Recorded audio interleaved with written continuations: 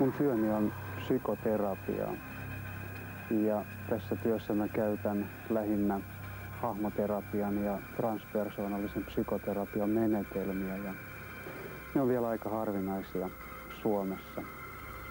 Mä työskentelen pääasiallisesti aivan tavallisten ongelmien kanssa, erilaisten ahdistusten, masennusten, perheongelmien, paniikkihäiriön, impotenssin, mustasukkaisuuden ja erilaisten vaikeuksien kanssa. Mä aion näyttää pari kuvaa, jotka kertovat näiden ihmisten tunteista. Esimerkiksi nämä kaksi kuvaa kertovat hyvin sen, minkälaisia tunteita ihmiset pitävät sisällään. Kauhua, raivoa, masennusta, yksinäisyyttä. Yksi totuus, joka tällä hetkellä kielletään, on kohdunaikaisten kokemusten ja syntymäkokemuksen vaikutus ihmisiin. Ne halutaan väittää humpuukiksi tai mielikuvitukseksi. Tästä kuvasta näkyy selvästi, miltä lapsesta tuntuu kohdussa. Hän on valmistautumassa synnytykseen. Hän menee kohti tuota tunnelia. Siellä ovat käärmeet. Tämä symbolinen käärmeen suuhun joutuminen, murskatuksi joutuminen, kuvaa sitä, miten jotkut lapset kokevat oman syntymänsä. He joutuvat ikään kuin tämmöisen hirviön murskaamiksi. Syntymäkokemus on rusentava, murskaava. Käytännössä terapiassa noin joka kolmas ihminen pitkän terapian aikana ajautuu syntymäkokemukseen. Miten tällainen on mahdollista? Lääketiede sanoo, että ihmisen muistikeskukset eivät ole kehittyneet niin pitkälle, että lapsi voisi muistaa oman syntymänsä. Tällä hetkellä oletetaan, että kyseessä on jonkinlainen kehomuisti, solumuisti. Kenties jonakin päivänä lääketieteemme tulee selvittämään sen, mikä se mekanismi on, jolla ihminen muistaa tämän totuutensa syntymisestä. Usein syntymäkokemus on se, joka aktivoi ihmisillä myöskin mystisiä kokemuksia. Kokemuksia hirviöistä. Kohtukokemukset saattavat aktivoida avaruudellisia kokemuksia, eräänlaisia UFO-kokemuksia, hirviöitä, taka-ajajia, demoneita ja niin edelleen. Olen noin 20 vuotta tehnyt psykoterapiaa ja siinä aikana ihmisten ongelmien rinnalla olen kohdannut suunnattoman määrän erilaisia paranormaaleja asioita, erilaisia avaruudellisia kokemuksia, ihmisten sisäisiä kokemuksia. Ja meillä on yleisessä tiedossa, että tuolla Amerikan mantereilla on olemassa niin sanottu SETI-ohjelma, joka tarkoittaa älyllisen elämän etsimistä avaruudesta. Tämän SETI-ohjelman rinnalle ehdotan SSTI-ohjelmaa, joka tarkoittaa maanpäällisen älyn etsimistä, eli Search for Supra-Terrestrial Intelligence. Ja ehdotan, että tähän ohjelmaan laitetaan paljon enemmän varoja, sillä maanpäällisen älyn löytäminen voi todella olla hankalampaa kuin avaruudesta löytyvän älyn. The universe is 20,000 million years old. I'm convinced that there is other intelligent life in the galaxy. Many of my fellow scientists are of the same opinion, states Professor of Astronomy Stuart Bowyer of the University of California, a member of the Extraterrestrial Intelligence Project SETI.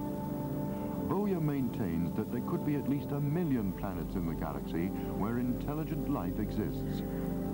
The absolute limit on the transfer of information is the speed of light. One often wonders what other ways of communicating there might be apart from radio signals, Bowyer ponders, and offers the ideas of telepathy and the fourth dimension. Physicists already in theory know of 20 dimensions. Bowyer gives us a simple guideline. Let's begin by examining the universe that we already know exists. The universe lives all the time. Life is continuously being created and terminated. The crash of a huge comet on Jupiter in the summer of 1994 serves as a reminder of this. Any one of the fragments accompanying the comet was capable of destroying Earth. In what way could life have begun on Earth other than in accordance with either the Bible's account of creation or Darwin's? Meidän aurinkomme on Andronoverin tähtösumun lapsia. 5 miljardia vuotta sitten se oli liekehtivä tulipallo, jota lähestyi Angonan suuri avaruuskappale. Tullessaan tarpeeksi lähelle sitä se repäisi auringosta tulikielekkeitä, imemättä niitä kuitenkaan itseensä. Ja näin syntyi eräänlainen planeettakunnan alku aurinkoamme kiertämään. Joka 6. planeetta paikallisuniversumimme alueella on kokeiluplaneetta. Se tarkoittaa, että täällä pyritään valmistamaan entistä parempaa ihmisrotua. Maapallo on yksi näistä desimaaliplaneetoista, jossa kokeillaan 2 aivoista keskihengittävää ruokasuolaelämää. Tämä tarkoittaa, että ruokasuola on se informaatiojärjestelmä, joka tuottaa meille varsinaisen sähkökemiallisen pohjamme. Keskihengittävyys kertoo meidän elämämme intensiteetistä. Ylihengittävät eläisivät nopeammin, alihengittävät, heidän täytyy saada energia suoraan auringosta. Ja 2-aivoisuus kuvaa intelligenssimme laatua. Kerrotaan, että 3-aivoisissa on ollut ongelmia ja 1-aivoisilla ei ole kyetty saamaan riittävää intelligenssiä henkistä nousua varten. Tämä kertoo toisaalta ihmisen henkisen kehityksen lähtökohdat. Meillä on riittävä mielikapasiteetti, jonka tarkoitus on kehittyä henkikapasiteetiksi luojalta saamamme ajatuksen suuntaajan myötä. Ajatuksen suuntaajan ja mielemme yhteistyö muodostaa sielun, joka on nousun, taivaaseen nousun alkuaste-entiteetti. Tarkoituksemme on kasvaa täällä aineessa, taimistossa, jatkaa kasvuamme valmistelumaailmoissa, mansiomaailmoissa ja aikanaan puhtaana henkenä palata tuomaan palautetta luojallemme siitä, kuinka hänen työnsä on onnistunut.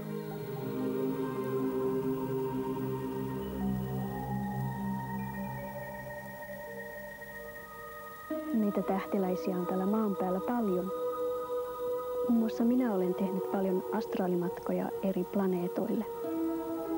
Esimerkiksi Siriukselle, koska olen sieltä kotoisin. Olen jälleen syntynyt maahan kaukaa Siriusplaneetalta. Sieltä minä olen tullut. Siellä ovat vanhempani, isoisäni, oma sisareni. Kuulun 3. enkelihierarkiaan. Sieltä synnyin Siriusplaneetalle.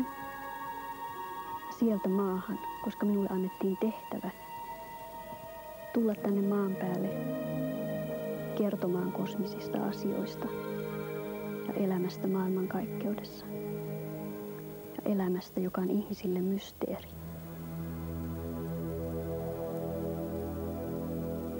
Salyut 6 and Soyuz 9 orbited the Earth together from June to November 1978. On the 17th of June, cosmonauts Vladimir Kovalyonok and Alexander Ivanchenov sighted a UFO. In space, they held the following conversation about what they had seen.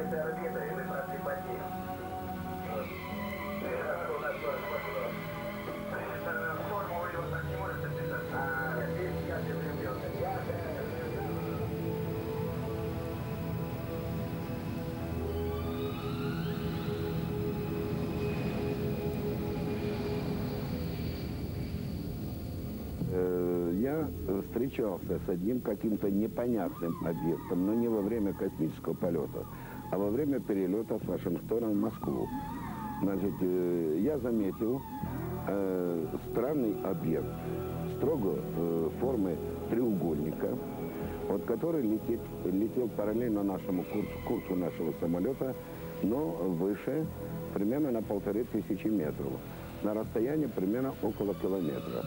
Шел со скоростью, если наш самолет шел 950, он где-то 1500, потому что обогнал он наш самолет и скрылся. Я обратил внимание всех пассажиров, экипажа, и мы так и не могли определить, что это за объект. Но что это не самолет, это точно. А что за объект? Просто ровный, четкий белый треугольник. Белый треугольник. Он не излучал ничего не передавал. В общем, короче говоря, настоящий, как говорится, НЛО. Это, к сожалению, единственный случай в моей жизни, когда мне пришлось столкнуться с этим непонятным явлением. Все, что пишут о том, что другие космонавты где-то видели, где-то встречались и все прочее, я, например, не очень в эти вещи верю. Вот, несмотря на то, что об этом писали неоднократно. Почему? Потому что сами космонавты, с которыми я разговаривал, и с советскими, и с американскими, они, в общем-то, не подтверждают. One of the KGB's most interesting reports tells of a Soviet Army combat operation against UFOs in Vietnam in the summer of 1965. 3 missile batteries engaged an unidentified flying object. The UFO returned fire with a needle-thin blue ray. In an instant, the ground radar, launch platforms and all metal objects were reduced to smoldering scrap iron. 200 personnel were killed. The UFO vanished silently into space. Мое имя Владимир Авинский. Я председатель Самарского клуба уфологов и директор Центра нетрадиционных исследований «Альфа». Ночью в 0 часов вблизи города Самара на военном радиолокационном объекте был зафиксирован радарами вот такой треугольный предмет. От него исходили вверх лучи. Этот предмет приземлился вблизи этой станции, и неожиданно исчезли 2 часовых. Когда они вернулись через 1,5-2 часа, то на оружии оказались стертыми номера. Радиолокационные средства зафиксировали этот объект, потом он распался на отдельные части, очень яркие, и специалисты утверждают, что это отражение от каких-то материальных предметов, чуть ли не с кобальтовым покрытием. Далее этот объект приземлился, и в ответ на прощупывание его радарами он выпустил мощный импульс в сторону антенны локатора и сжег ее. Антенна была разрушена, возник большой переполох на военном объекте, антенна горела, локатор был разрушен, часовые пропали. Полное сенсационное событие на военном секретном объекте вблизи города Самары. Когда вернулись пропавшие солдаты, когда объект улетел, обнаружили, что на поле, где он приземлился, был помят большой огород. Какой-то мощный объемный взрыв или мощный объемный пресс повлиял на поверхность земли и на растения. Это событие совершенно уникальное, но оно имело продолжение. Над Самарой очевидцы наблюдали аналог этого объекта. Вот такой треугольный предмет с огнями и с такими импульсами, выражающими движение. Далее домашняя хозяйка наблюдала вот такой объект из окна своего дома. Это над городом Самарой, над крупнейшим населенным промышленным центром. In the 1980s, the Soviet Defense Ministry ordered army units to investigate all UFO incidents and report them to the KGB. With the end of the Cold War, UFO researchers too have been able to study Secret Service and military intelligence reports from various countries. Over a period of 3 years, the databank of Russia's leading UFO publication, Terminator, has collected a good 3,000 reports of UFOs and a large number of sensational photographs. Analysis of the report reveals that UFOs have appeared in large numbers during politically difficult times. According to researchers, sunspots and related atmospheric disturbances have increased at such times. Russian UFO investigators say that the next restless period will occur at the turn of the century, when many UFOs will appear. According to Professor Vladimir Azhaja, head of the Russian UFO Research Center, ufology includes the study of human interaction with other forms of intelligence. Russian researchers are also seeking a solution to the problems of time and dimension associated with UFOs. Time at the edge of a revolving UFO is different from time at its central point. The time difference eliminates gravity. Azhaja has personally encountered UFOs and beings from space. Да, приходилось трижды. Причем 2 раза это был НЛО в полете, и 1 раз у меня был близкий контакт по классификации профессора Хайнека. Причем существо, с которым я контактировал, имело рост около 90 сантиметров и было бледным и невзрачным, отдаленно напоминающим вот такого вот пришельца, которого я держу в руках. Ну, никто не проводил сравнительного анализа количества документов, имеющих у американцев и у нас, но мне представляется, что там документов накоплено гораздо больше, потому что эта проблема у нас была засекречена, была под запретом, и это сказалось на накоплении документов. Когда эти архивы будут открыты, они уже начали открываться. Недавно мы получили 1200 документов из бывшего КГБ, которые они рассекретили и передали нам. Мы ожидаем поступления других документов. Ну, наверное, это общая манера поведения любого правительства. Все новое вначале засекречивается, и оттуда пытаются извлечь какие-то элементы новой технологии, новой тактики, связанные с повышением обороноспособностей, со строительством вооруженных сил. Это одна сторона вопроса. А потом вторая социологическая, чтобы новой информации не вносить какую-либо смуту в общество. Я хочу сказать, что вот за 2 дня до отъезда НЛО наблюдался в Москве над Ленинским проспектом, причем недалеко от того места, где были кровавые события 1 мая. Ну, это было зависание НЛО в ночное время. По нашей статистике, каждый год похищается без возврата неопознанными летающими объектами не менее 5500 человек. Такая статистика совершенно железная и неумолимая. Причем в основном похищаются люди молодого возраста. Нужна молодая фактура. Я понимаю, что современный уровень науки объяснить не может это явление. И я, например, знаю о том, что и Российская академия наук сейчас ставит вопрос довольно серьезно. Ну, я, например, знаю о том, что мне в прошлом году из КГБ прислали целую вот такую папку писем, сообщений, там и контактеры, и очевидцев, которые наблюдали описание всех этих случаев, очень и очень многих. UFOs are a worldwide problem. In recent years, they've been a key issue in the news media in the United States. One of the most recent talking points has been Harvard University psychiatrist John Mack's study of more than 100 cases of abduction by UFOs.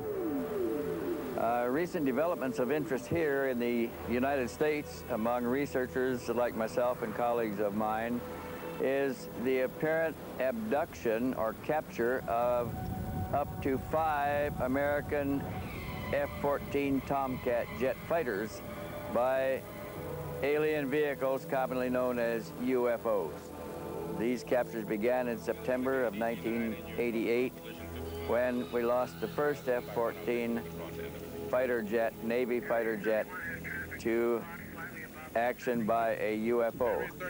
Then a couple months later in December of 1988, we had 2 F-14 Tomcat jet fighters captured by a large delta-shaped craft over Cabo Rojo, the southwest corner of Puerto Rico. Then later, in 1989, in January, we lost another 2 F-14 Tomcat fighters believed to be involved in pursuit of UFOs over the Cabo Rojo area of southwest Puerto Rico. In 1947, the Second World War was not long over, and the CIA was established. A UFO exploded and crashed in New Mexico. There were dozens of eyewitnesses. The United States Army took possession of the wreckage of the UFO and placed a secrecy ban on all related information.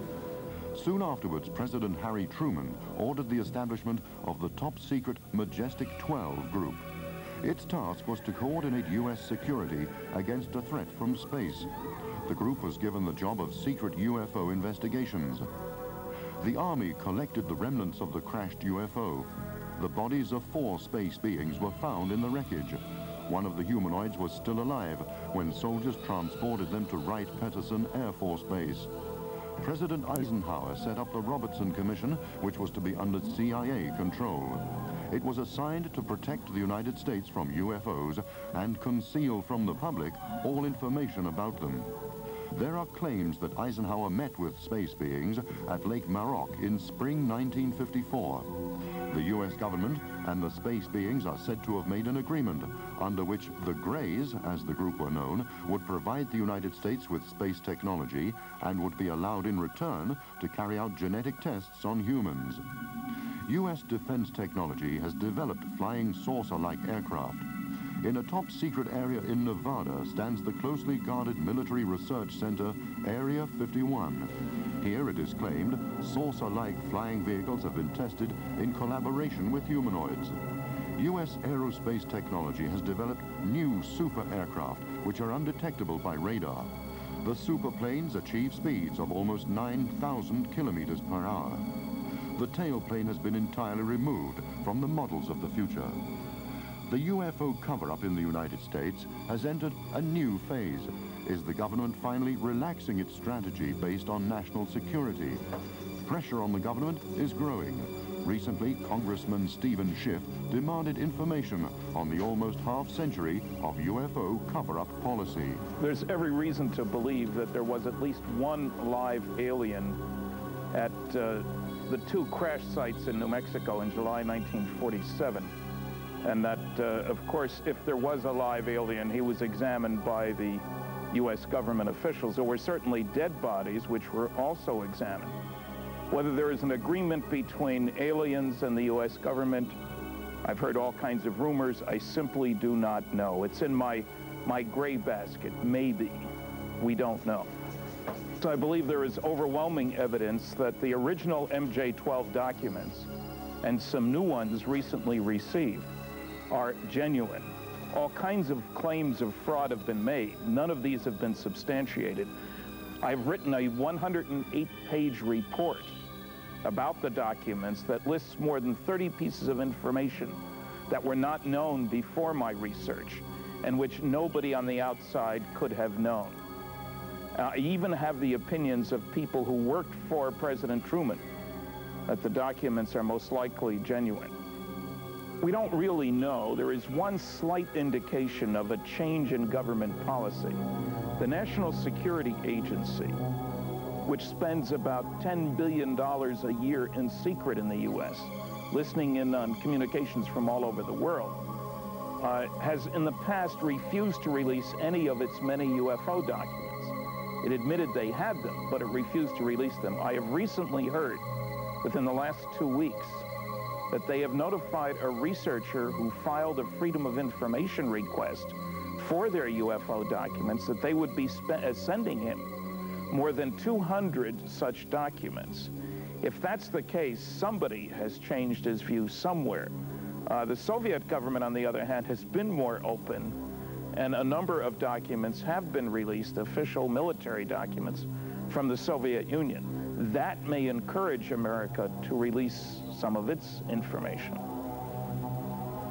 President Clinton and UFO investigators held secret talks in the winter of 1993-94. Why? You have to remember that up till now, most of the contact that's been made has been unorganized, anecdotal, and episodic. And it is time for the civilian community, not the military, but the civilian community of the world to begin to take this seriously and to take responsibility for researching this and for making contact. Our assessment is that these are real. We are not alone, and that there is overwhelming evidence that this is the case. They need to know that we have, in the United States, extraterrestrial spacecraft and bodies that have been retrieved. They need to know that there have been major sightings involving tens of thousands of people in Belgium. They need to know that in Mexico that there is to this day overflights in daylight and at night of disc-shaped and triangular craft that are clearly of extraterrestrial origin. So we need to bring this information to a world population. Up to this point, I have to say that the government has been unwilling to discuss this for national security, technological, and other reasons, mainly dealing with panic in society. But the civilian community has not been acting in a responsible way in how it has been speaking of this subject. Because the worst thing that would happen would be to bring this information out in a way that would panic society and which could cause people to lose hope for the future. And I think that we have to be responsible in what we are saying and doing. And this is a very key point to this second phase of the CSETI project, is that our intentions to brief world leadership and to brief the world are to do it in a way that are non-harmful to the consciousness of humanity. In 1972, a high-ranking CIA official, Victor Marchetti, published an article on the CIA's analysis of UFOs. He concluded that the fact that Earth is visited by beings who are more developed than we are could upset the traditional power structure, destroy political, religious, and economic institutions, and lead our civilization into anarchy. All this will not inevitably happen, but it will create apprehension about the future among the leaders of the major powers.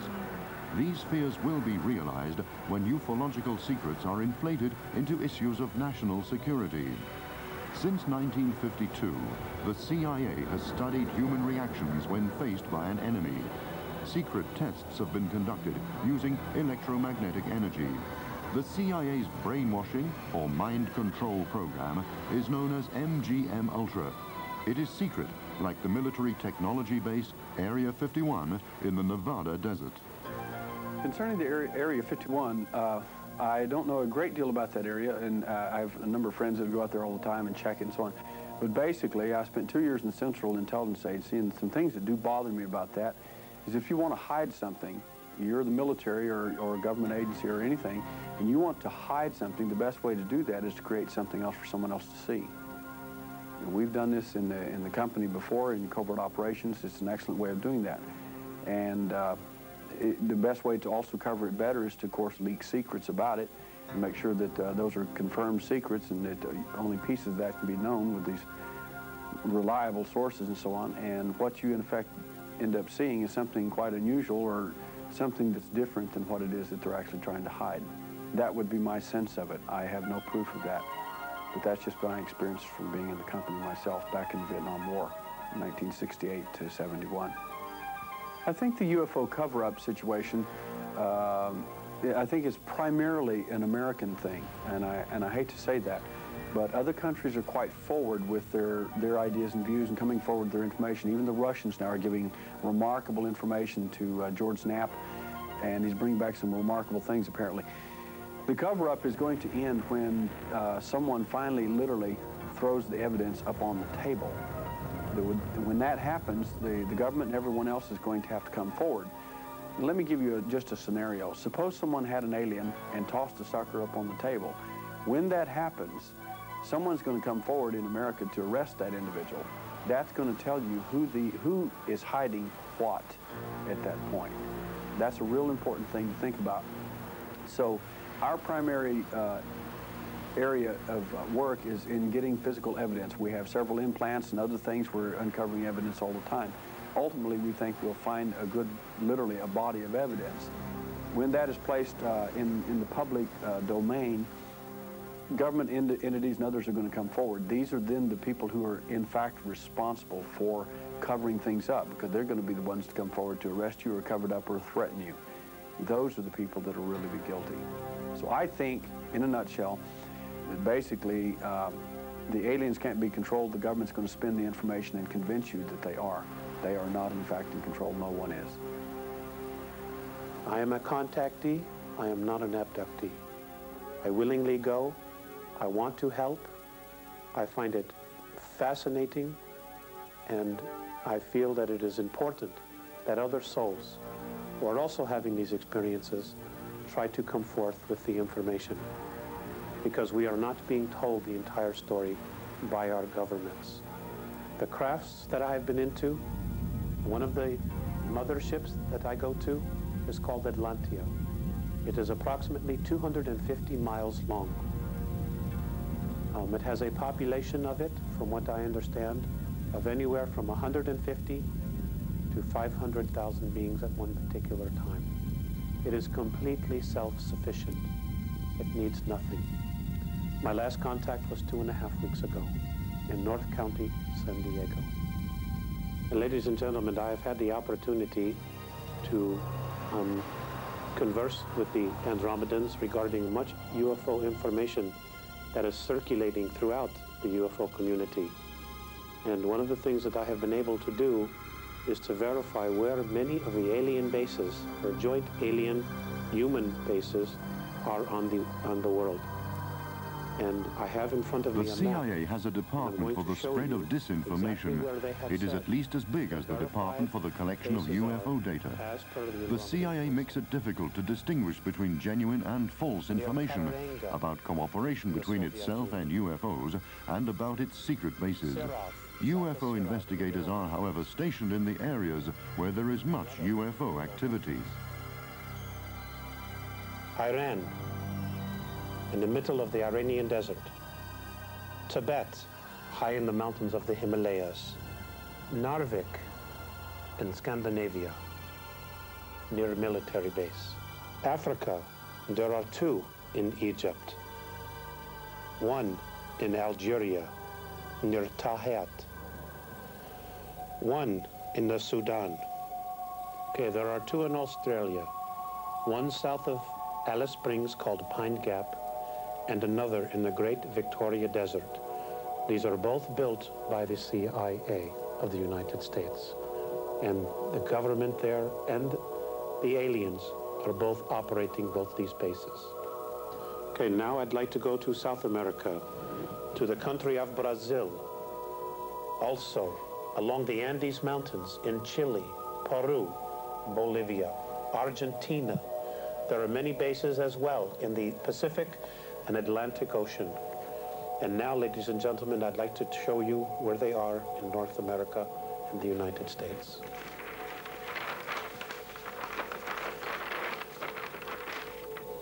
State of Montana, Red Mountain. In Nevada, Black Rock Desert. And the other in the Kawich Mountain Range, which is known as Area 51.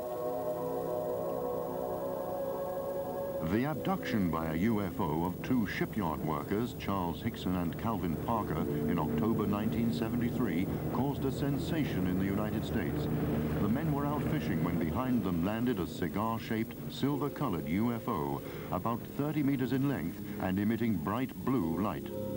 On October the 11th, 1973, Calvin Parker, a friend of mine, and myself went fishing on the Pascagoula River in Pascagoula, Mississippi. It was probably a little after the sun went down in the evening, and we were fishing from a pier out into the river, and I heard some sound behind me, a hissing-like sound, and I turned and looked, and there was some kind of crab was hovering about 18 inches or 2 foot above the ground, and Calvin had turned by this time. He was looking at the same object. There was blue lights up on the end that was toward us, which I'm assuming was the front, and the door, a sliding door, I assume, appeared there, and there was a brilliant light that came outside of the door, and 3 things, I found out later, were robots. They came into this beam of light and came outside, and 2 of them took hold of me, and 1 took hold of Calvin, and when they took hold of me, I felt pain in my left arm, and I seemed to rise above the ground to the height they were into the light beam, and they carried me aboard the craft, And inside the room that we were in was probably round. It was glowing from the walls and the ceiling and the walls and the floor. And these things released me, and I could move my eyes, the only thing I could move. And in front of me, something came out from the wall. It appeared to be a big eye. It moved up to in front of me, my face, and it lingered there a while, and then it moved downward. And I'm assuming it went under me and came back over the top of my head and back in front of me again. And this thing remained there a few minutes, and then it went back into the wall. And by that time, these things had come back and took hold of me, and we turned and was in the beam of light and went back outside the craft, and they released me, and I fell to the ground. It was this time I saw Calvin, and he was standing there with his arms outstretched. He appeared to be going in shock. And I made myself toward him, and before I reached him, I heard the hissing sound again, and I looked behind me and saw those blue lights, and this craft was just instantly gone. And I made my way on to Calvin, and I brought him back from going into shock, and before I could talk to him, and I tried to assure him that they hadn't done any harm to us physically. I didn't know what they had done to him mentally. These things were robots. They were about 5 foot 6 inches tall. They was gray in color. It appeared to me it looked like elephant skin. It was very wrinkled. And their arms were, they were real long in proportion to their body. Their legs remained together. They didn't have feet. It seemed to be something round where the stumps where the feet should have been. And I knew, or I know now, that these things were robots. They didn't have any indication of breathing. They didn't have any eyes. Then I found out later under deep hypnosis that there's a window to the left of that area where the eye came from in the wall, and they were living beings in that, looking through that window at me. I don't think they could come out into this atmosphere, and they had the rowboats out there to examine me. We didn't know what to do after the craft left, and in talking, we decided that we'd call Keesler Air Force Base, which is only about 25 or 30 miles from there. We called Keesler, and I called Keesler, and they told me that they didn't handle those things, that we'd have to go through our sheriff's department. So then we hesitated there. We didn't want to be called nuts and so on, but I finally decided that we needed to tell someone. I thought it might be a threat to our country. According to FBI files, Hickson and Parker were interrogated for hours in the Jackson Sheriff's Office the following day. What made the interrogation special was the presence of 12 federal security experts, including 3 colonels, 2 lieutenant colonels, a major, and a captain, led by Colonel Amdahl, a senior medical officer. Professor James Harder's use of hypnosis and a lie detector test showed that the men were telling the truth. In the case of Hickson, the incident did not remain his only UFO contact. They have continued to this day. Since 1973, I've been contacted many times from these beings. They've told me of world events that will happen. In fact, they told me that for a reason that communism would fall, and I told the news people about this before it did fall, and they didn't believe me. They laughed at me. We know now that communism in Russia has failed, and it's going to soon be a thing of the past. These people have told me of a major event that's going to happen in the world that's going to affect everyone. But I'm not prepared and can't talk about it at this time.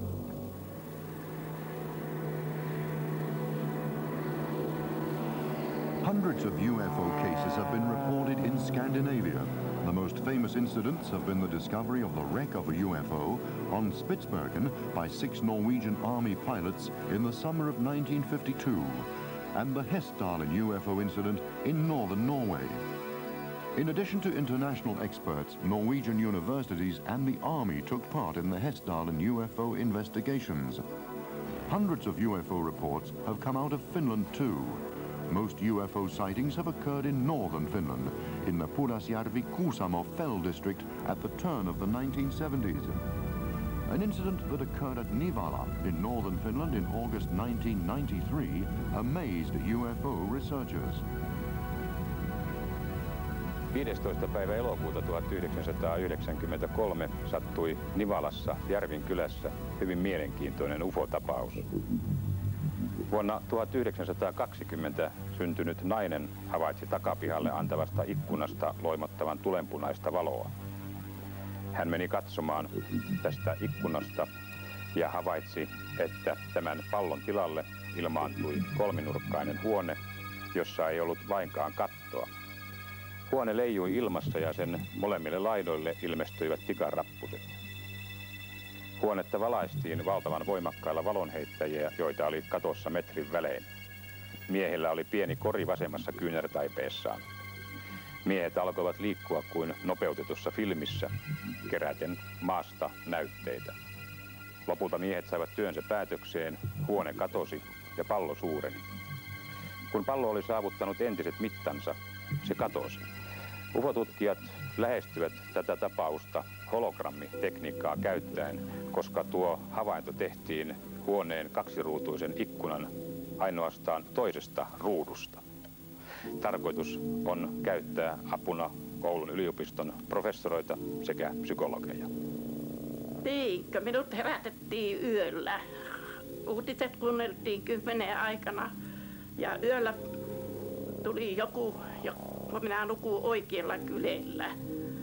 Otettiin vasemmasta olkapäästä kiinni ja joku sanoi minulle, että vähän ravisteli olkapäästä ja sanoi, että herää. Ja tuli niinkö jostakin ämpärin pohjalta se ääni. Ja samasta kun minä aukasin silmät, ei siellä voinut kakkaa. Siellä oli niinkö aurinko paistanut siellä sisällä. Ja kun minä tuun tuossa kynnyksen tykönä, niin minä katson tuonne mehtään suoraan. Niin voi mikä siellä oli. Semmonen pallo. Minä huusin Alli minun siskolle tuonne sänkyhuoneeseen, että tuu hyörähen kahtoon mikä täällä on. Näetkö sä samanlaisen minkä minä näen? Tai jos tuo on kuu, niin silloin se on puonut ratalta alas. Ja jos se vielä puoli metriä, se oli niin kuin 3 metriä maasta yläpuolella. Jos se vielä puoli metriä laskeentuu, niin se maanvetovoima vettää ja silloin me ollaan räjähtänyt. Ja meitä ei ole varmaan aamulla yllällä enää, eikä meitä taida täällä enää ollakaan. Mä sanoin siskolle sitten, kun siltä niin rupesi nukuttamaan se 10 minuuttia siinä kahtoon. Mä sanoin, että vaan nyt kädet kumminkin risti, että meitä ei taida enää aamulla täällä olla. Kyllä se oli ihmeellinen paikka se, että minä silloin rupesi niin väsyttämään niin, että tuntui, että mun silmät menee väkisellä umpeen jo silloin illalla, aivan siinä 8:30 maissa. Ja minähän panin nukkumaan, niin sisko tulee sitten herättämään 1:30 aikana, että tuu kahtoo, että mikä tuolla on tuolla niin metässä. No, että onko se kuu vai mikä se oikein on. Ja minä tulin sitten ja mä sanoin, että ei tuo kuu ole, että se on niin kirkas niin, että eihän siihen voi kahtuakaan. Ja sitten mä pistin vasemman käden näin jotenkin siihen, että kun tuntui, että silmiä ottaa, se oli semmoista. Niin parin päivän päästä rupesi sitten nousee sitten tähän semmoinen 10 senttiä, niin semmoinen palovamma. Ja sitten mä lähdin, kun se tuntuu vaan, että se kuumentaa niin kovasti, niin mä lähdin sitten tuonne Nivalan terveyskeskukseen ja mä olin siellä Pikkaraselle, sai ajaa. Ja Pikkarainen sanoi, että onko sinua joku pistänyt tuohon. Mä sanoin, että ei siihen ole mikään pistänyt. Niin mä sitten rupesin sillekin puhumaan niin, että uskooko hän noihin ufoihin ja tällä lailla, mutta ei se siihen sen kauan, kyllä se kuunteli sitä vaan. Ja se antoi sitten mulle sitä antibioottitabletteja ja minä söin ne, niin se sitten meni pois. Mutta minusta tuntuu, että sitä näkyy vieläkin vähän siinä semmoista tummaa tässä.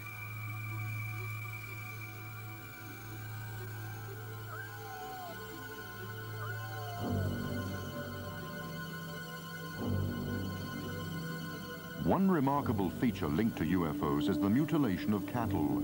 Thousands of animals who have died in a strange manner have been found in various parts of the world. Unusual light phenomena have been observed in the areas concerned. The mutilation of cattle has been studied particularly closely in the United States. Incredibly skillful surgical procedures have been used to remove, for example, an eye, an ear, a tongue, or very thin lip membrane. Internal organs have been removed through tiny surgical incisions. Animals have been bled dry in a way that the researchers find incomprehensible. Reports of dissections have come from the United States, Brazil, Great Britain, and Puerto Rico. Concerning cattle mutilations and this sort of thing in the United States, one of the things I found in the meteorological reports back in the 18th century, in United States meteorological reports, from time to time, and there were falls, strange falls of different kinds of insects and animals and things like this, and so on, birds and so on, in massive falls in different places in the U.S. One of the things that I found that quite disturbed me was in several of the falls, not all of them certainly, but in several of them, that some of the meat had actually been sliced literally by a machine, according to the reports that I read. One of the things that disturbed me more than anything is that some of the falls were not animal mutilation or animal parts at all. It in fact was human parts that they were finding. That upset me to some degree. It raised a lot of questions about that sort of thing. I also found out that there was a brilliant doctor that realized that if cattle mutilations are going on, why not turn a black light on whenever we're running cattle through a chute and see if any of them have been marked or anything. He did, and apparently found some that were marked. I took that same idea, hopscotched off of his, and found a little portable black light that I could carry with me when I worked with abductees. You pull out a little black light, just kind of turn the lights down real low, and turn on this black light and go over their arms, their neck, their face, particularly behind their ears, and certain places where you'd normally find implants on other abductees, or if they've had shots or anything. Many times the aliens are actually using phosphorescent chemicals whenever they're injecting someone, and this will show up under a black light. This is the kind of tool we use to detect this sort of thing. Oftentimes you'll find other things like a splattering of radium, like if it were in a powder form, splattered into their hands. It'll be very brilliant. This will not be hard to find. It's to be very clear. I found a Mandelbrot set on a lady's arm that indicated to me that that thing was apparently drawn there by someone else. She had no idea. Of course, this doesn't show up in regular light, only under black light. These, you'll also find once in a great while strange formations, almost like crop circle drawn designs on these people. I do not know how they get there. Most of them are blue or a bright green, like on a black light a picture that you might shine a black light on. They'll be that brilliant. It'll be very easy to see. Some of them are actually orange. I found one the other day was orange. We were taking samples of these and trying to find out where these chemicals are actually coming from. The Hopi Indians regard themselves as the first inhabitants of the Americas. A bright star led them to the land where they settled. The Hopi now say that the star was a flying saucer, piloted by beings they call Kachinas, regarded in their religion as demigods.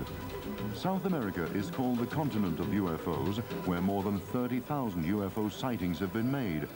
Most of the UFO reports have come from Brazil, Argentina, Peru, and Venezuela, countries linked by the Andes Mountains. There are claims that the UFOs have secret bases hidden away in the mountains. Most of the photographs of UFOs have been taken in South America. According to researchers, South American states have top secret information which they pass on to the CIA in the United States. Yeah, definitely the Brazilian government is hiding information about UFO sightings and contacts.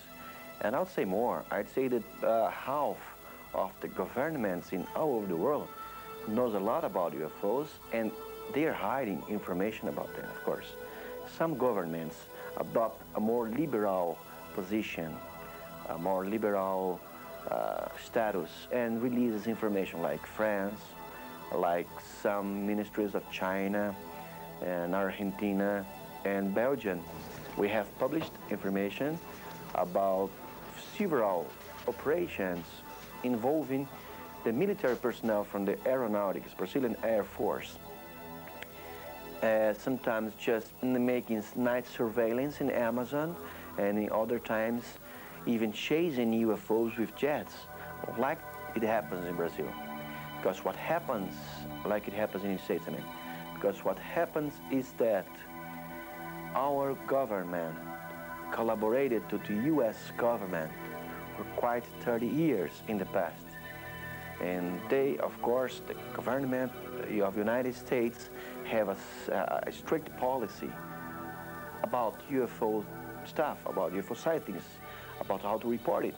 And it asked it, the government of the United States asked it to the governments allied to it, to give it to them information about UFOs that they could gather in their countries. So it happened to Brazil. We are here on Earth is exactly what they were about 2,000 or 3,000 years ago in their own planet. Many of the civilizations in outer space studied by Professor A.J. Gevard have visited Earth. Gevard believes they take a neutral view of people but are worried about the condition of the Earth. The reports of people being abducted and of genetic testing have taken on a new feature in Brazil. Samples of human organs and tissue have been taken as if from cattle. Medical science does not know the instruments used to carry out the unbelievably precise surgical operations. We have reported about 20 to 25 cases in which UFOs approaching their witnesses just attack them for no reason. And sometimes these attacks result in death of the victims. And there's a very special case that we are focusing our attention in the last 6 months, which is the first case ever reported in the world of a human mutilation by extraterrestrial. This case is very, very ugly. It's a case that must be shown because it's real, but it's also a case that shocked people. The case happened, a man was found about 48 hours after his death with several wounds, cuts in the body, and with removal of many vital organs. We have connected this case to mutilations of animals that happen for 40 years all over the world and are made by extraterrestrial. Well, for instance, we have these photographs to show what we mean. This is a photograph made by the police of the state of São Paulo. You can see holes in the man's upper arm near the shoulders, and you can see that the tissues from the mandibles of the man were extracted, and the cuts were precisely done in countering the bones of the face. The eyes were also removed, along with great extensions of tissues along the head. Many holes were found, symmetrical holes, perforations were found in the man's head, throughout which were extracted part of the brain tissue. This is a very amazing picture, but it's very, very similar, fantastically similar to the ones we have taken from animals mutilated all over the world. Now I'm going to show you an even worse picture, which is this one, and here you can see clearly different holes. One of them is in the man's leg, the left leg, and one is in the umbilical area. Throughout this hole was extracted a lot of organs, like the stomach, the liver, a part of the lung, the heart, and intestines, and other organs were extracted by this hole that is not very big at all. And experts that performed the autopsies in the body concluded that it was used some sort of a sucking device, like a vacuum cleaner or something, to extract the parts of the human body. And the testicles were all cut out. And we can see exactly the same thing happen with animals all over the world. We got information of 12 other different cases in which people have been found with similar cuts and wounds all over their bodies in different locations in only 5 years. Secret documents reveal that women between the ages of 17 and 30 have been the most frequent targets of kidnappings and of egg cell and fetus tests. The abducted women have seen hundreds of fetuses inside UFOs at different stages of development, ranging from 3 to 9 months. Extraterrestrial beings have seized pregnant women and removed their fetuses. Virgins have become pregnant, their pregnancies terminating with the disappearance of the fetus. Certainly the aliens have demonstrated in many abduction cases an interest in human reproduction. That does not mean automatically that every lost fetus was taken by an alien. So I think that they are operating under a set of rules which says, get all the information you can, catalog, evaluate, put it all together, and when they get ready to leave, we Earthlings, they will not permit us to do so unless we have learned the rules of the neighborhood. So I think they're here for their purposes, not to satisfy us. If you were an alien, you'd be concerned. After all, we only killed 50 million of our own kind in World War II and destroyed more than 1,700 cities. You certainly wouldn't want Earthlings going out with that kind of an attitude. Just think for a minute. Last year, the countries on this planet spent $1 trillion US on things military. And yet every single day of the year, 35,000 children died needlessly from preventable starvation and preventable disease. If that isn't an indication that we have our priorities mixed up, I don't know what is. So if I were an alien, I'd be concerned about Earthlings too. That's why I do what I'm doing. That's why I've spoken at 600 colleges and 100 professional groups in 50 states and 9 of 10 Canadian provinces. There is a need for the world to be awakened, to be educated, to take a new view of how we should behave and where we fit in the universe. The time is now.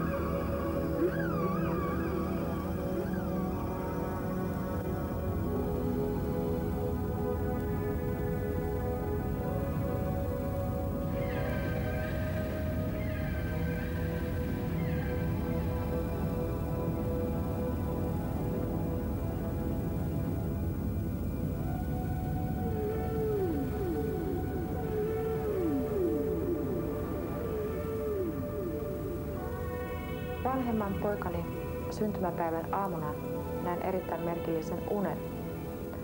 Unessa oli naispuolisen humanoidin kanssa synnytysvastaanottohuoneessa. Hän kehotti minua asettumaan sängylle pitkäkseni ja otti esiin injektioruiskun, jolla hän pisti minua vasempaan olkavarteen. Tämä teki kovasti kipeää ja tunsin kivun uneni lävitse. Sen jälkeen hän asettui pitkälleen minun vartaloani myöten sängylle ja sanoi, en jätä hetkeksikään sinua. Kun heräsin, olivat polttoni alkaneet. Jokunen tunti synnytyksen jälkeen, kellon ollessa noin 11 illalla, menin sairaalan tupakkahuoneeseen tupakalle. Tupakkahuoneen ikkunasta näin myös jotain outoa.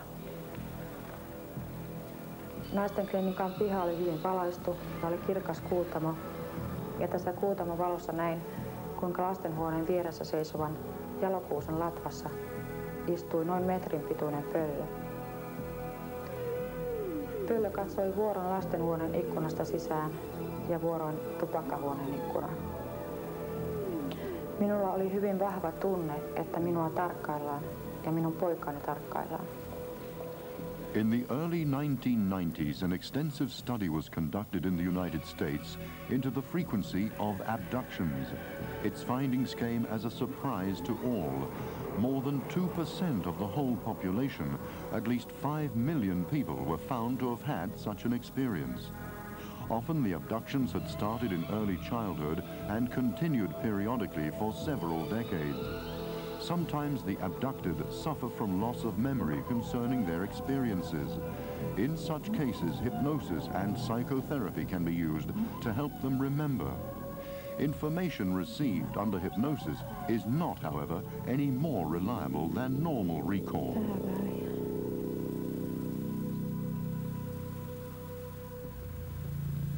Mä näen jotain pyöreätä ja valkoista. Minkä kokoinen se on? Se on iso. Mä olen siellä sisällä. Katso, miten sinä olet joutunut sinne. Näetkö, miten sinua viedään? Tiedän, mä huudan. Mutta ei mitään ääntä tule. Ääntä ei tule. Kuka sinua vie sinne? Niitä on paljon. Ai, niitä on paljon. Kerro tarkasti, millaisia he ovat. En mä halua katsoa. Katso, se on filmi, niin kuin videokuva. Et sinä ole siellä itse. Sä näet kuvan.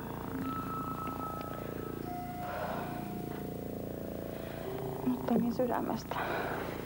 Nyt olet suojassa täällä. Se ei ole... Sinä näet sellaisen kuvan vaan siellä. Ja voit kertoa siitä. Ne on pieniä. Pienempiä kuin sinä. Ihan poikia. Nyt on paljon niitä pieniä poikia. Minkä näköisiä he ovat? Näissäkin ruipeloita. Ne on pitkät kädet. Ne vaan seisoo ja katsoo mua. Millainen asu heillä on? Ei niillä ole vaatteita. Ei niillä ole vaatteita. Sillä yhdellä on. Onko se saman kokoinen? Ei, kun se on niistä kaikkein isoin. Onko aina isompi kuin sinä tai minkä kokoinen? Samaa isompi vähän. Sillä on valkoinen takki. Mä vaan makaan. Jonkun päällä vai missä sinä makaat? Mä makaan hoitopöydällä. Hoitopöydällä? Oletko sidottu? En. Et. Kerro lisää. Mä en pysty liikkumaan. Et sinä pysty enää liikkumaan? Katso nyt mitä he tekevät.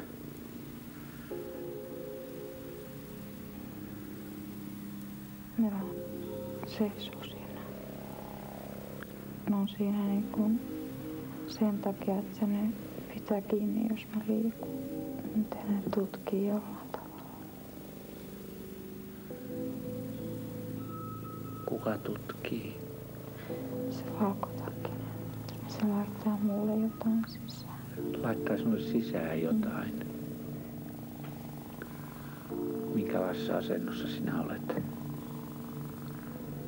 Mä oon selälläni. Kerro lisää. Kun se laittaa sitten sen esineen sisään, niin se sanoo mulle, että mulle syntyy poika. Kysy siltä, että kuinka sinut on hedelmöitetty sitä poikaa saamaan. Se on laitettu keinotekoisesti minuun. Se on laitettu keinotekoisesti sinuun.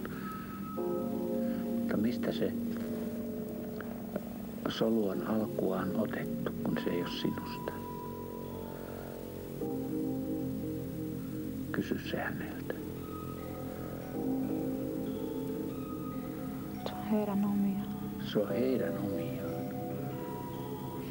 He on puhunut 4 ulottuvuudesta. Että he ovat 4 ulottuvuudesta. Jaha, jostakin sellaisesta, jota me emme tässä pääse tavoittamaan. Olivatko ne koko ajan näitä pieniä harmaita poikia, jotka olivat siinä? Vai kuka sinua operoi? Joo, se valkotakkinen. Se valkotakkinen? Se oli mulle vihainen. Mistä hän oli vihainen sinulle?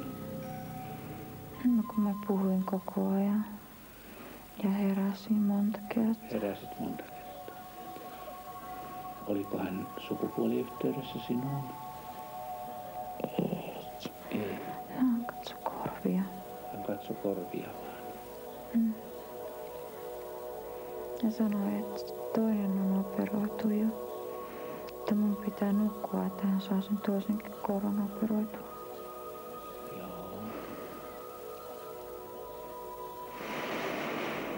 Ja sitten sen nenän katsoi semmonen pieni poika, joka oli kirkas.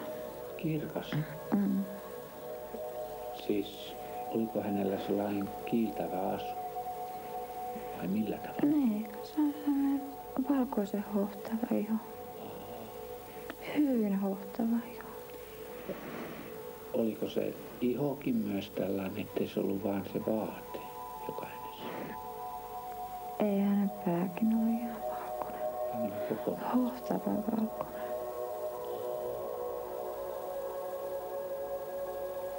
Katsoppa eteenpäin, mitä sinulle sen jälkeen on tehty. Ovatko he sen jälkeen käyneet?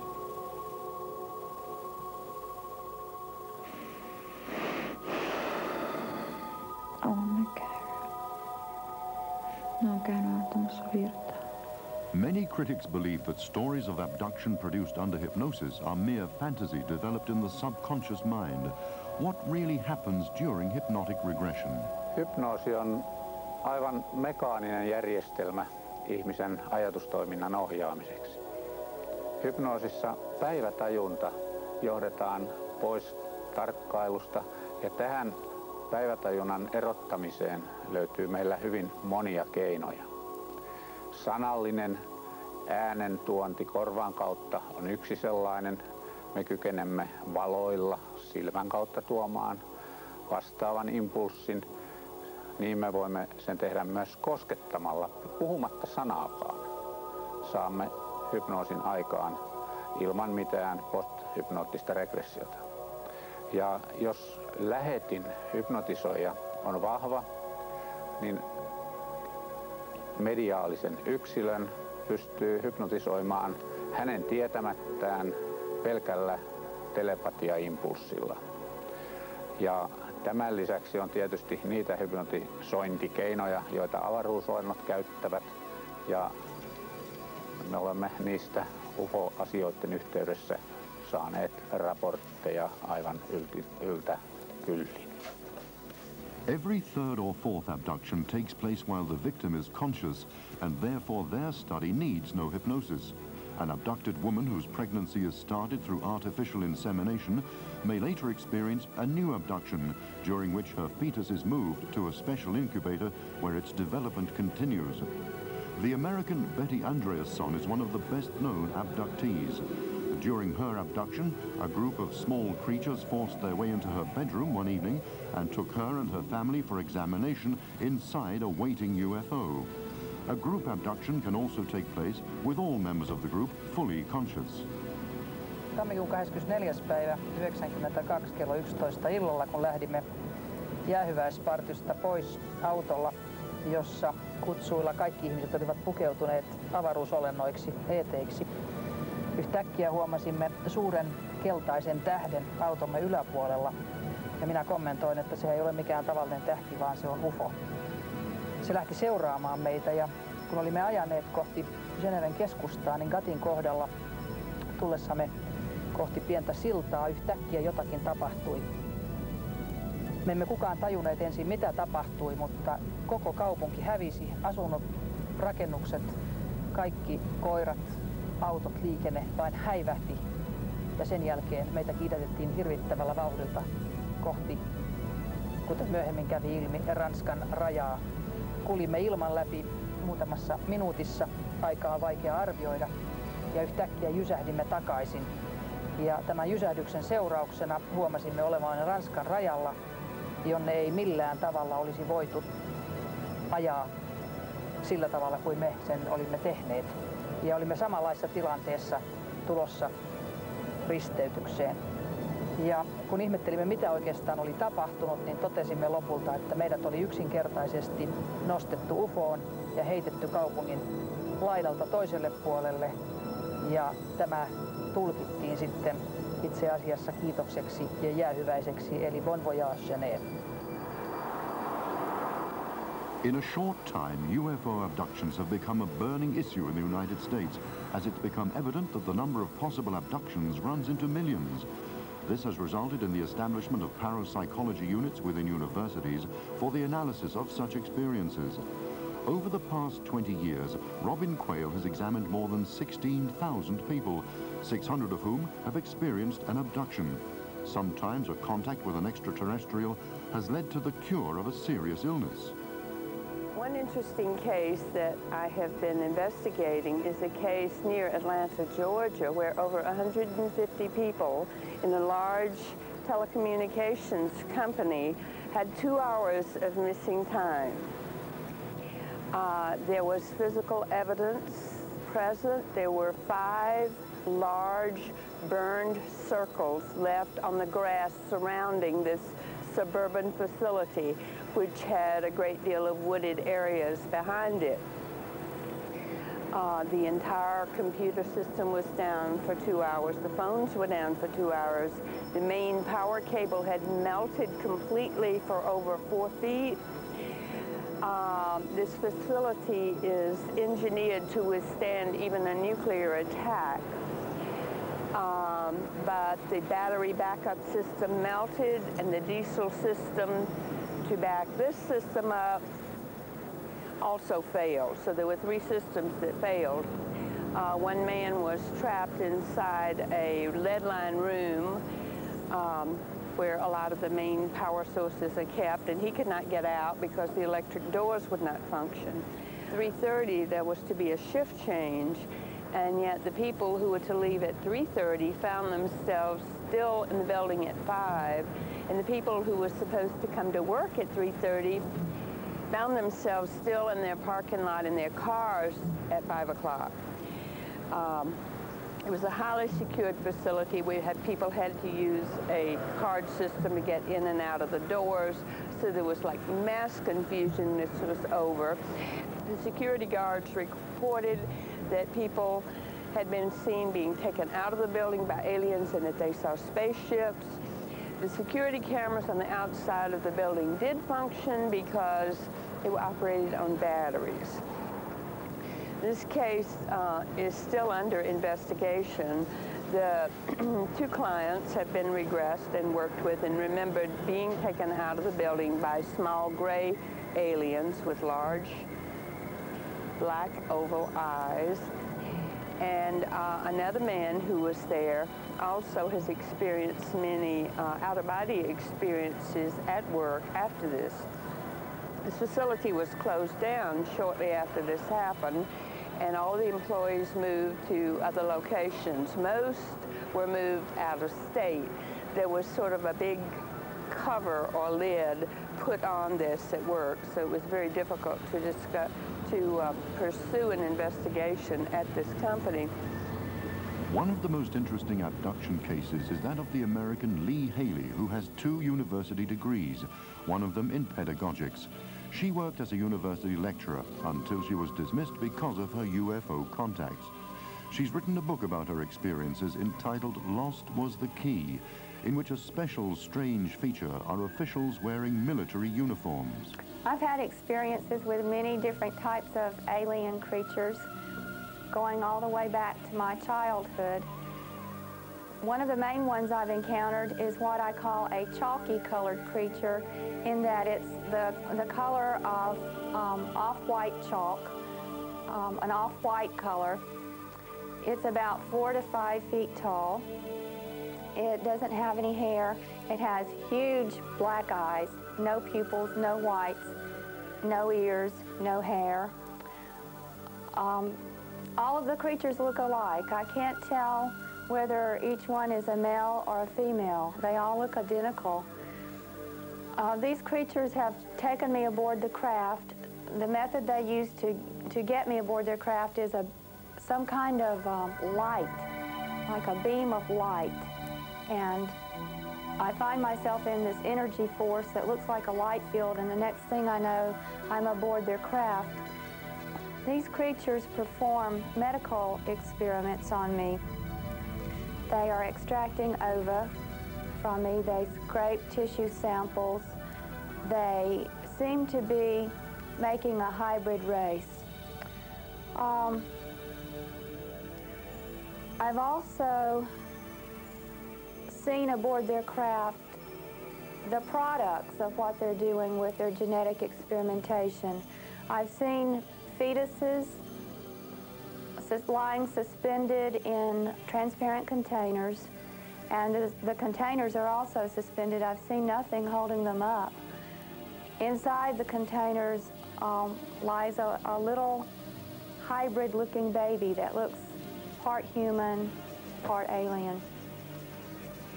One of the really interesting and also very weird aspects of the abduction phenomena is the pregnancies and the subsequent removal of the fetuses. It's almost unbelievable, and yet there seems to be even medical proof that this has occurred in many cases.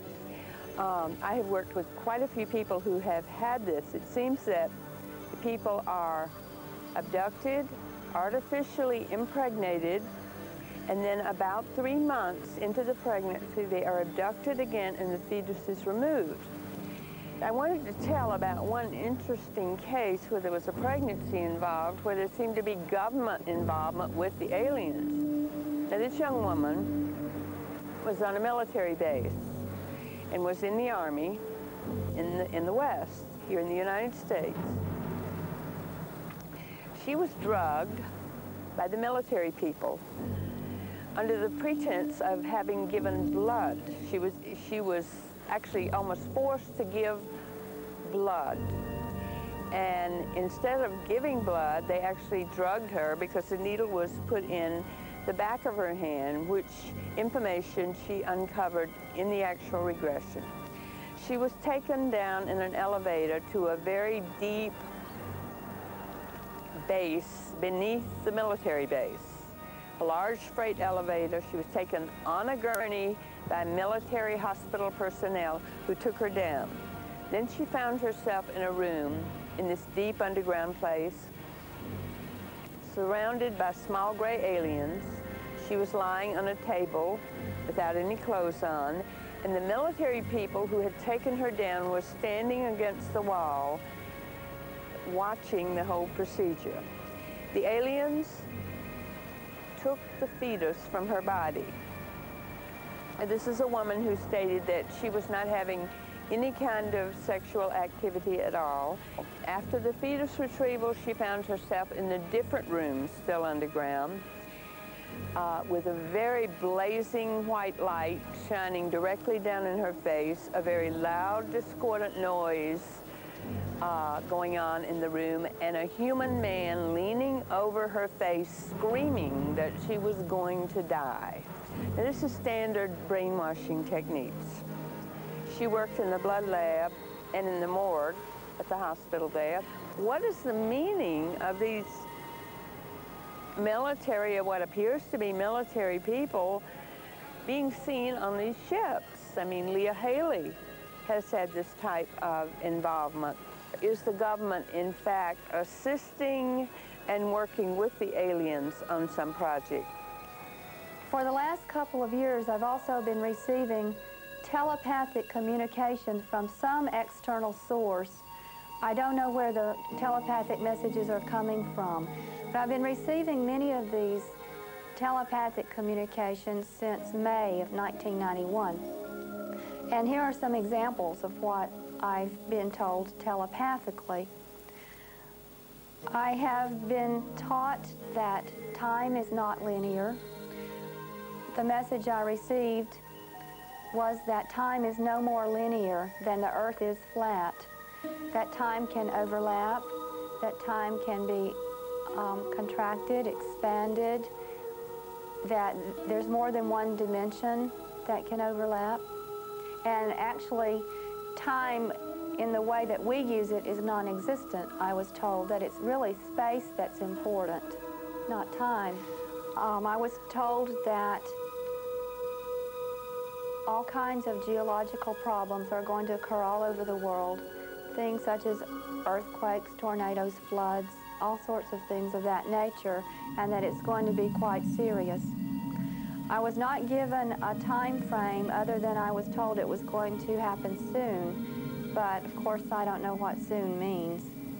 I was shown a vision in my mind of everything on earth being brown. Brown sky, brown water, brown dead trees, brown vegetation that was dead, and was given a vision of a family crawling on their hands and knees after some sort of horrible destruction occurred, and I could tell that the family was dying. They were trying to get to the water, which was very brown, but I knew that if they ever made it to the water, once they drank it, they would die anyway. I knew that this family was doomed. That vision was very upsetting to me. I don't know what it means, other than I felt that it has something to do with some sort of disaster that's going to occur. I believe that that's why I was shown that vision. One of the best-known examples of abductees who have suffered a terminated pregnancy during their abduction is the American Kathy Davis, whose contacts with extraterrestrials started in early childhood and continued until very recently.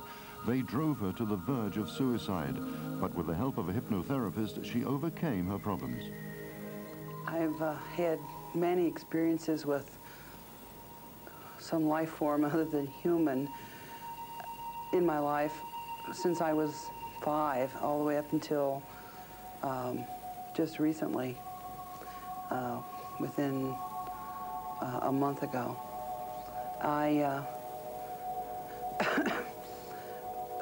Most of the time, these beings that I have seen, had the experiences with, are about 4 feet tall, 4.5 feet tall, kind of grayish looking, large heads, really black eyes that kind of look through you rather than just looking at you.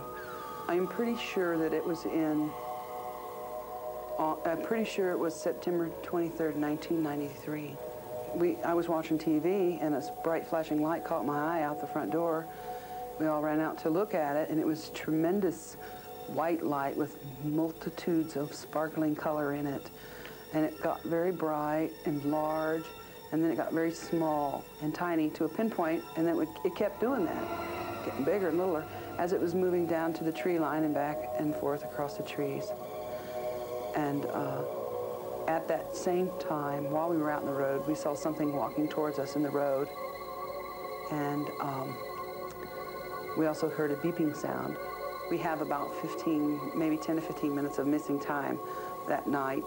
And I had a tumor that had been photographed on an ultrasound machine in my uterus. And then we had this experience, and then when I had the surgery to remove the tumor and have the hysterectomy, the tumor was gone. I had bleeding in the uterine wall, but the tumor was gone. So I tend to feel that something happened that night to remove that tumor. Perhaps it wasn't the tumor. Maybe it was a fetus. I don't know. I had a missing pregnancy that has left a lot of unanswered questions in my life. I've had some memories of that pregnancy, that child who was a girl. I remembered seeing her later in life, as an older child, one time, and she was accompanied by those gray beings. I'm not really sure why they've been having contact with me. I don't know why they've been abducting me, other than perhaps because they took my mother at some point before I was born, and they're following genetic lines. With regard to human women losing babies at 3 to 4 months of pregnancy, we do have those cases here also, and I have investigated 3 such cases myself. In the 3 cases that I looked at, all 3 of the women seem to have become pregnant unexpectedly, and in 2 cases they were led by some process. They were unreceptive to advances, and then they became pregnant without the presence of a husband or a boyfriend. In both cases, they had dreams of being abducted aboard a spacecraft and being artificially impregnated. And in both cases, the babies were taken at about the 3rd month, and they were taken in such a way that the mother was pregnant up to that time and certified so by the doctors, and then she lost the baby overnight without a great loss of blood, woke up the next morning and suddenly she is not pregnant. She goes back to the doctor, and the doctor says, we don't know what happened to the fetus. In both cases that I make reference to, there were 2 being types, creature types aboard the craft. There were beings, humans like us, and other smaller beings that would be one of the gray species, commonly called grays. The grays seem to be the ones doing the technical work, and the humans seem to be supervising the operations. We don't know whether it's an experiment in manipulating genetics, in cross-hybridizing species, or what. In one of those cases, the mother was later shown a crossbreed child that was quite different from us, but nothing like the alien hybrids seen aboard the spacecraft. Well, what's the meaning of all this? And why do UFOs approach mankind at all? It appears in the course of investigating over 100 cases in great detail that the extraterrestrials find Earth a very attractive place to visit. Where dialogue has taken place, the comment is frequently made that this is a wonderful laboratory to study life in evolution. They say that this planet has a greater variety of species in all classes and kinds and types than any other planet they visit. They say that this planet also has peculiarly short lifespans for all living creatures. And they suggest that this may be produced by the cosmic rays or rays coming from a particularly harsh sun that came through when the Earth lost its protective envelope, and the creatures on the surface were able to see the sun and the stars for the first time.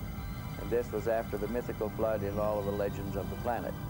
So maybe we are an attractive laboratory because of our peculiarly short lifespans at this time, which produces a rapid rate of mutation and adaptation of form and species and differentiation in evolution.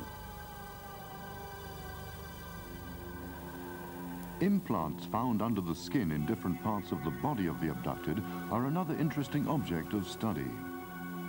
Our research is a little different in Houston. I have taken a proactive position in reference to the alien phenomena. Basically what that means is I'm not going to wait 200 years for the aliens to show up and do or say whatever they want to tell us. So what I've done is installed information within abductees that are getting picked up every 8 weeks or so, people I'm comfortable with, that this is happening. I install a post-hypnotic suggestion to the abductors from me. This is information that only they know, so therefore it would cause an alarm to them, in my opinion, if this works. I install amnesia so that the individual doesn't even know the information's there and so that the aliens can't pick it up. This happened on the 24th of November. A lady was picked up that night in Florida. She was one of our people. And in the middle of her abduction, as they're hauling her away, she looks over it, the post-hypnotic suggestion takes place. She literally wakes up out of her trance that they put her in, and she says, "Daryl knows what you're doing." This apparently alarmed the tall, what they refer to sometimes as a brown alien, as he's standing there. He apparently told whoever sent him that information. They picked up all of our people on December the 8th in 2 states, in Florida and in Houston, Texas. A 44-page report was written by us about those events.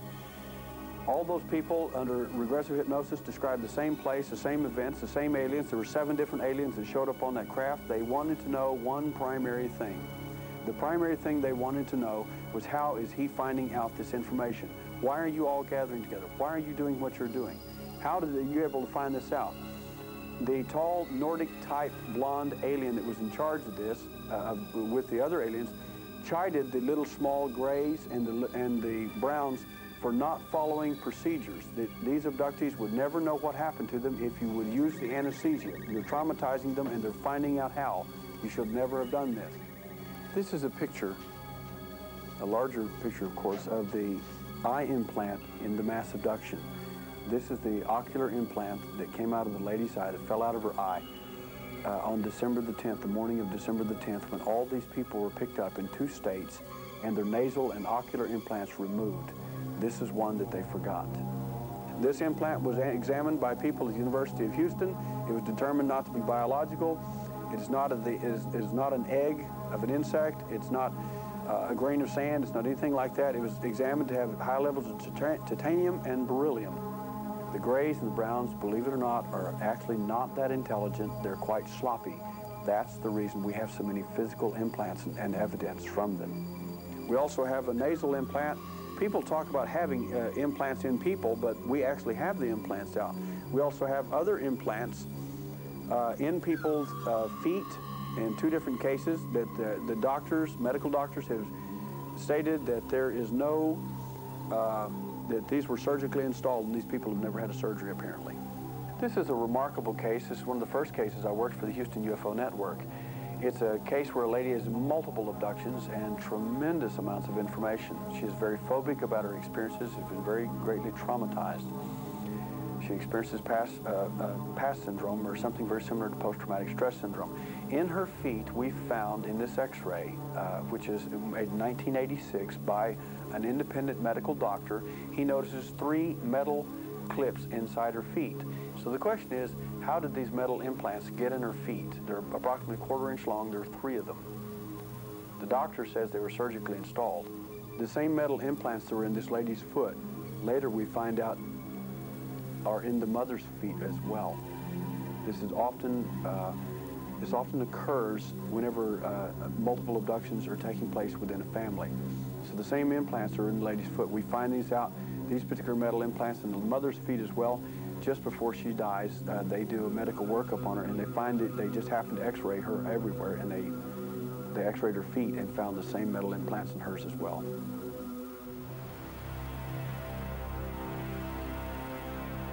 Although the abductions which have occurred in the United States have caused the biggest sensation, it's become evident that the same phenomena occur everywhere in the world, including Russia.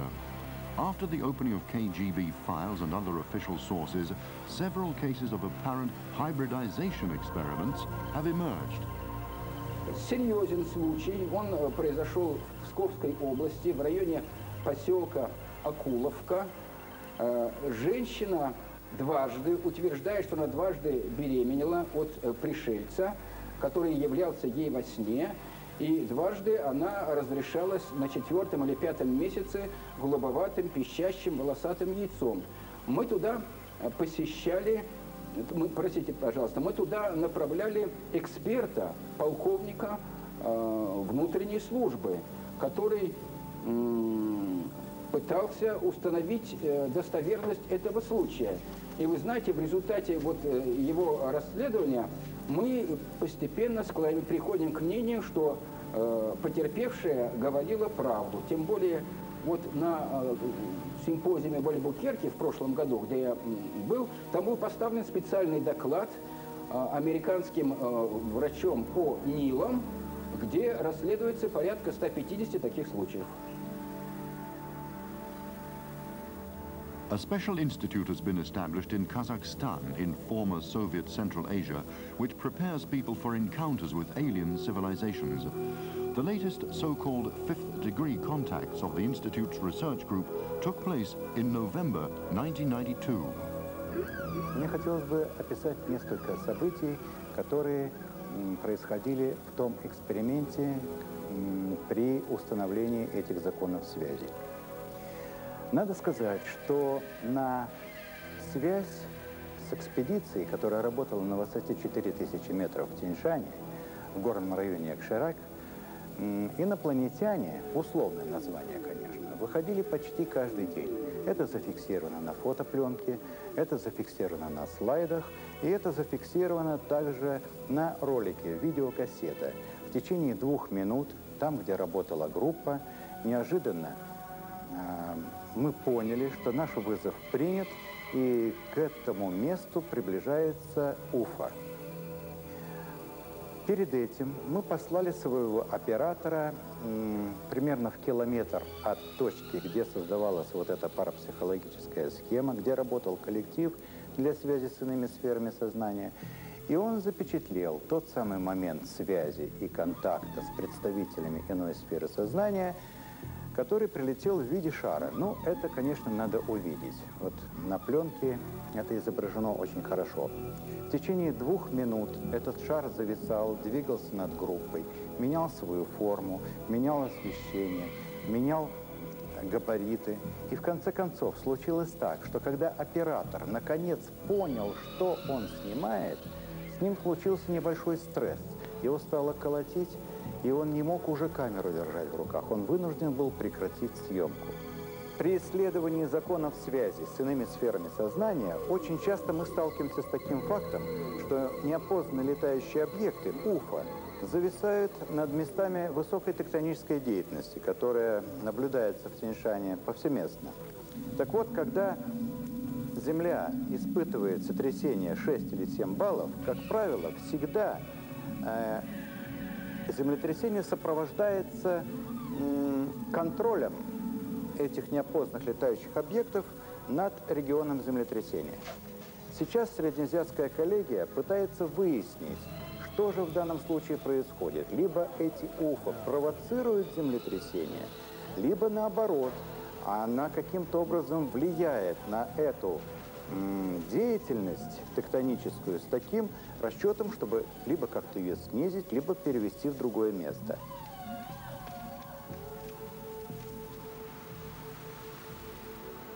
A global program aimed at fifth-degree contacts has been started in the New World too. Leading researchers working in the Gulf Breeze area of Florida have obtained very convincing evidence that at least 5 civilizations have visited Earth. Their aim in 1995 is to establish direct contact with extraterrestrial visitors. Back in March of last year, I was with a group of 39 people sitting on the beach in Pensacola Beach, just south of Gulf Breeze. We got up, started drawing. Dr. Stephen Greer was leading this group of the Center for the Study of Extraterrestrial Intelligence, drew triangles in the sky with a very powerful spotlight, and 3 UFOs showed up right where he was making the triangles. Some of them interacted or reacted to his flashing of the spotlight, and then they moved away and kind of faded off, and 2 more appeared, and we kept trying to get them to come toward us, and they did come 0.8 of a mile closer to us. They were seen by 3 different groups of the Gulf Breeze research team. There was another group in the Del Champs parking lot on 98. The UFOs first appeared right in the middle between the 3 groups. We have actual reports during that period of 10 minutes or so, 10 or 12 minutes, from 7 different locations, 52 witnesses, all signed written statements. It was a well-investigated, interesting, close encounter of the 5th kind. That is a human-initiated encounter with some alien vehicles. I can relate an experience, if you would like to know about it, from earlier this year in February, where a senior research team that CSETI has assembled was activated and sent to Mexico. And over the past year and a half, we have succeeded on a number of occasions of establishing contact with extraterrestrial spacecraft. On more than one occasion, huge extraterrestrial spacecraft at point-blank range, within 300 feet altitude.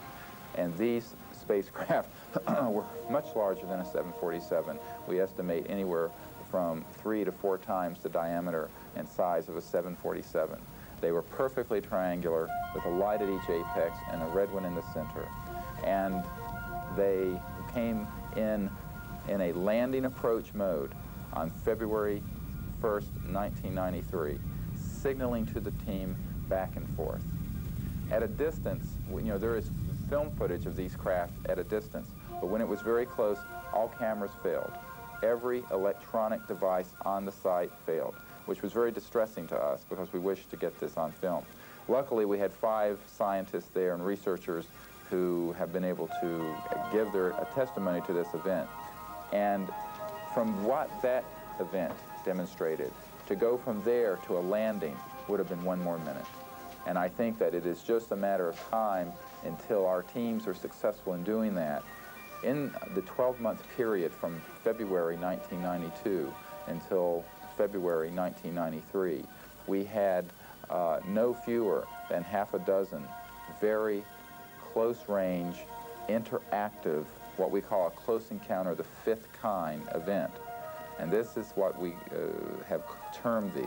This is where humans intentionally establish contact with the spacecraft and they answer back. So it's human-initiated or human cooperative. This is a very different thing than just being out someplace and having one fly by and you happen to see it.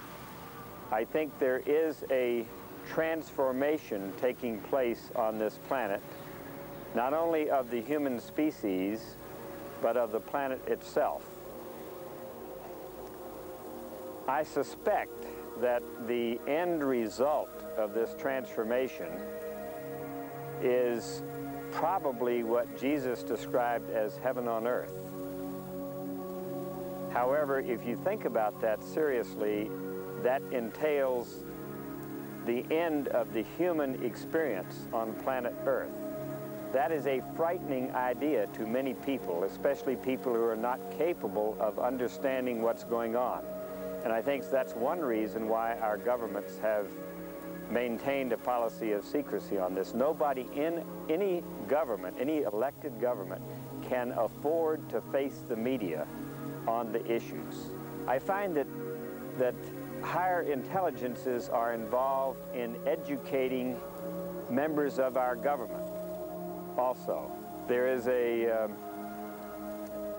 document that's been released to certain well-placed UFO investigators recently that I call the WRI document. It's apparently a result of a sociological study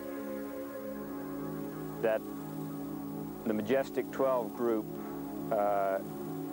had contracted for with the Warwick Research Institute, which is associated with the University of Warwick in England. It's several paragraphs explaining how essentially the covert educational program is progressing, how it's affecting society, and how it might be speeded up at the present time. The worst thing that would happen would be to bring this information out in a way that would panic society and which could cause people to lose hope for the future. And I think that we have to be responsible in what we are saying and doing. And this is a very key point to this second phase of the CSETI project, is that our intentions to brief world leadership and to brief the world are to do it in a way that are non-harmful to the consciousness of humanity. I think it is safer to say that we are being visited, that there's no evidence that they have hostile intentions, none whatsoever. And that, therefore, it is our responsibility to reach out to them and to try to establish an open contact so that we can really learn why they are here, how we may assist them if their desires are consonant with human evolution, and to keep the speculation to a minimum, because, as a very famous man once said, I think we have nothing to fear but fear itself.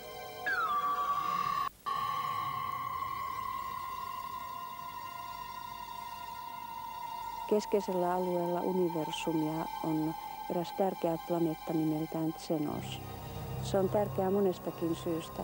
Ensinnäkin hyvin monet muut sivilisaatiot ulkoavaruudessa pyytävät xenoslaisilta apua aina tarvitessaan. Neuvoja ja muita tietoja. Muun muassa siriuslaiset ovat aikoinaan lähteneet Xenokselta, eli he ovat sukulaiskansoja. Xenos on tällainen violettiplaneetta väriltään, ja minulla on ilo muistaa eräs matka heidän mukanaan. Siitä on pari vuotta aikaa, kun oli kevät-talvi, tai oikeastaan oli vielä talvi, kun eräänä yönä minä heräsin siihen, että makuuhuoneeni ikkunoista, joita minulla on 3 ilmansuuntaan, tuli ikkunasta toisensa perään mahtavat värit, ja kello oli 1:15 yöllä, kun minä sängyssäni istuin sydän pompottaen. Joku oli herättänyt minut. Mä katselin tätä ilotulitusta ja ajattelin, että mitä ihmettä tämä mahtaa olla. Jälkeenpäin minulle selvisi, että juuri sinä yönä minä olin ollut matkalla heidän mukanaan Xenoksella saakka. Contacts with humanoids have been made all over the world, bringing to the people involved various parapsychic skills, such as telepathy and clairvoyance. Nämä asiat, mistä minä kerron, ovat kenties vaikea uskoa. Minä olen kanava, joka olen ottamassa näitä tietoja vastaan ja välitän niitä teille. Minä olen syntynyt tähän elämään juuri sitä varten, että elämäntehtäväni on tiedon välitys. Kertoa niin henkimaailman taholta kuin ulkoavaruuden olennoilta tietoa meille ihmiskunnalle. En ole ainoa, muitakin on. Ympäri maailmaa on tällä hetkellä inkarnoituneena tällaisia henkilöitä, joiden elämäntehtävä on sama. Minulle on kerrottu myös ihmiskuntaa koettelevista tulevaisuuden tapahtumista. Ensimmäisiä niistä muistaakseni on valtavan pyrstötähden tai komeetan sivuaminen maapalloa. Se tulee hyvin, hyvin lähelle ja siitä irtoaa, tai se räjähtää hyvin lähellä maapalloa. Ja siitä lentää suuri kappale Suomeen, lähelle suurta asutustaajamaa.